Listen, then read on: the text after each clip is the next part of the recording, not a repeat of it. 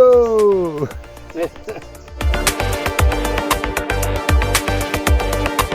We're here in the remote, mountainous region of the Philippines, embarking on an exciting and educational journey inspired by Waka Horne Heke's book, A Rough Guide, Treasure Hunting in the Philippines. In this video series, we'll be following the advice from Chapter 10, Building a Sluice Box, and the Art of Gold Panning.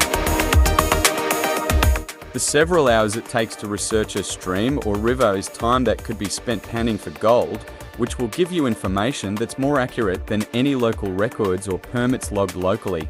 Gold panning is fun and easy to do. It's like computers. Don't be intimidated by the process. Take your pan, or whatever you are using, and fill it half full of the material you have recovered directly from the river. Don't choose large rocks, just handfuls of small ones, even mud. There will be lots of smaller rocks and perhaps other debris and pebbles. Some, especially the larger ones, you can discard, but inspect them first. You don't want to throw away a gold nugget.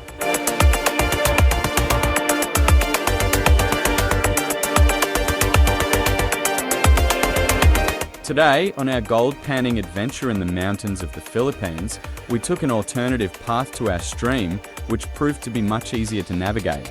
Despite the heavy clay and the slippery conditions from last night's rain, we made it down the steepest 2 meters safely. This new area revealed a different landscape altogether.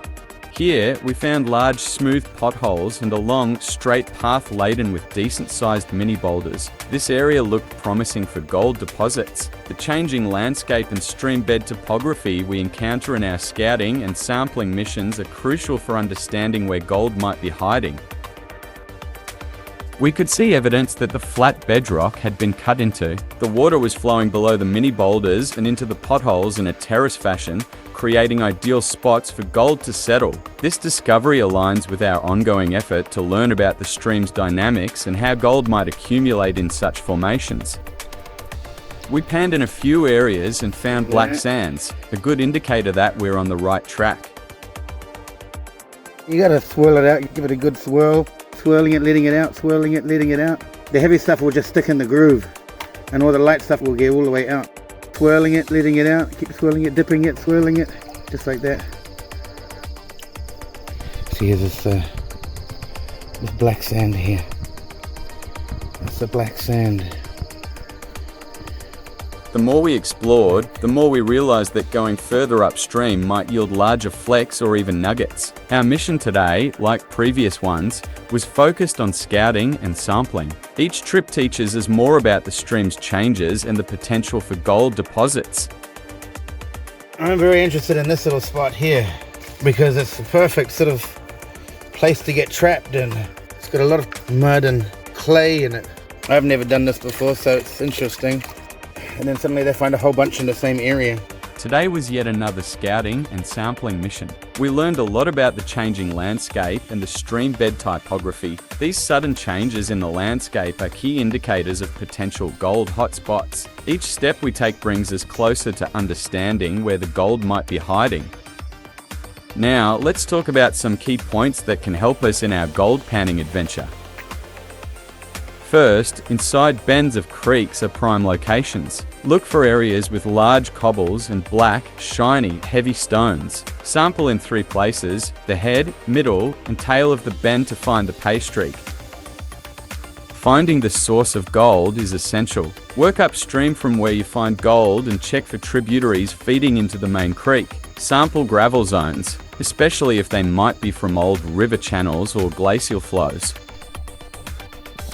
Use effective sampling techniques. Focus on areas with heavy mineralized rocks, not light flow sands. Sample hard packed areas behind large obstructions like logs. Dig down to bedrock or an impervious zone for better results. To differentiate between gold and mica, use a magnifying glass. Gold will not float away when swirled in water, unlike mica, which is light and breaks apart easily. Heavy, dark rocks, mafic rocks with iron and magnesium content are indicators of potential gold presence. These rocks are hard to break open and are fine-grained when split. Remember, successful gold panning requires patience and practice. Think like a gold miner, be patient, and consistently practice your techniques to improve your chances of finding gold.